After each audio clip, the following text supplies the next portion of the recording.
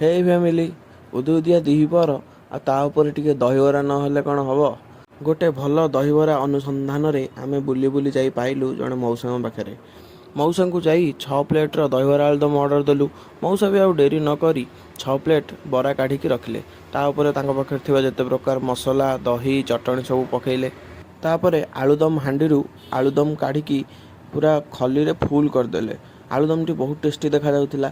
ତାପରେ ଗୁଗୁନିକୁ ଫିଲ୍ମ ଷ୍ଟାଇଲରେ ବୁଲେଇ ବୁଲେଇ ଆଣି ତା ଉପରେ ପକାଇଲେ। ତାପରେ ପିଆଜ, ଧନିଆ ପତ୍ର କାଟିକି ରଖିଥିଲେ ତାକୁ ବି ପକାଇଲେ। ଡବାରୁ ମକା ମିକ୍ସଚର ଆଉ ସେଉ ଆଣିକି ପକାଇକି ପୁରା ସଜେଇ ଦେଲେ।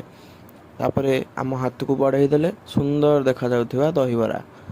ଦହିବରାଟି ଯେତିକି ସୁନ୍ଦର ଦେଖାଯାଉଥିଲା ତାଠୁ ଅଧିକା ସୁନ୍ଦର ଟେଷ୍ଟ ମଧ୍ୟ ଥିଲା। ଆଉ ତା ସବୁଠୁ ଅଧିକା ସୁନ୍ଦର ଥିଲା ମଉସାଙ୍କର କଥାବାର୍ତ୍ତା ଓ ହସ। ଲୋକେସନଟି ହେଲା ପାତ୍ରପଡ଼ା V2 ସାଇଡ଼ରେ। ଯାଆନ୍ତୁ, ଟ୍ରାଏ କରନ୍ତୁ।